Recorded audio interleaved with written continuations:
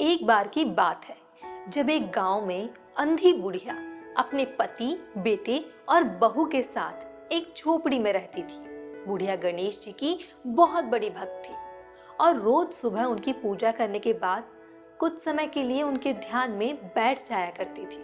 उसकी भक्ति से प्रसन्न होकर एक दिन जब बुढ़िया ध्यान में बैठी थी, तब गणपति जी उसके सामने प्रकट हुए और कहा, माई, मैं तेरी भक्ति से बड़ा प्रसन्न हूँ, तुझे जो चाहिए वह मांग ले।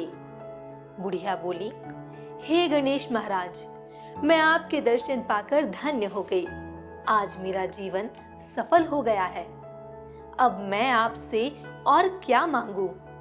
गणेश जी ने कहा, ठीक है, तू अपने घर वालों से पूछ ले और उन्हें जो चाहिए वह मांग लेना।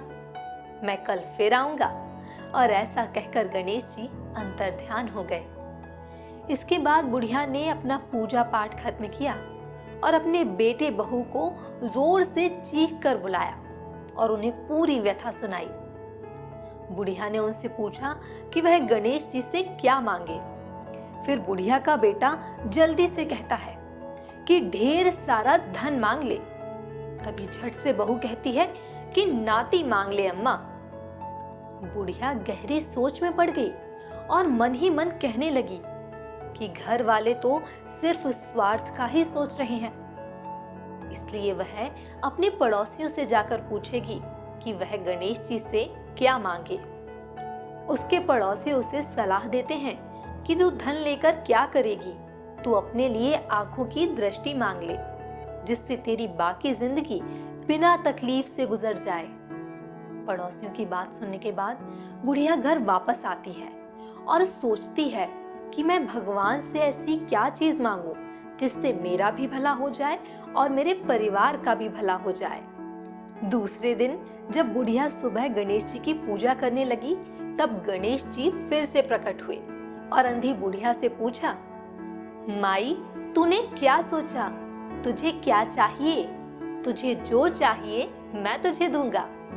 बुढ़िया बोलती है, हे गणेश जी, यदि आप मुझ पर प्रसन्न हैं तो मुझे मेरी आंखों की दृष्टि वापस दे दीजिए। उसके साथ आप मुझे अमर सुहाग का वरदान दो, निरोगी काया दो, समस्त परिवार को सुख दो, नाती पोता दो, 9 करोड़ की माया दो और अंत में मुझे मोक्ष का वरदान दे दो।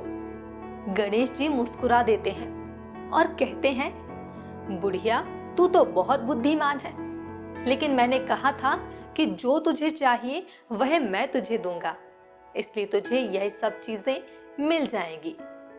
ऐसा कहकर गणेश जी ने बुढ़िया को आशीर्वाद दिया और अंतर ध्यान हो गए। बुढ़िया ने पूजा समाप्त होने के बाद देखा कि उसके आंखों की रोशनी वापस आ चुकी है और उसकी झोपड़ी की जगह एक आलीशान महल बना हुआ है। बुढ़िया को उसकी इच्छा अनुसार सभी फलों की प्राप्ति हुई और वह फिर सुखी जीवन जीने लगी। ये कहानी हमें ये सिखाती है कि जीवन में कोई भी कार्य हमें पूरी श्रद्धा, ध्यान और मेहनत के साथ करना चाहिए, क्योंकि मेहनत का फल मीठा होता है।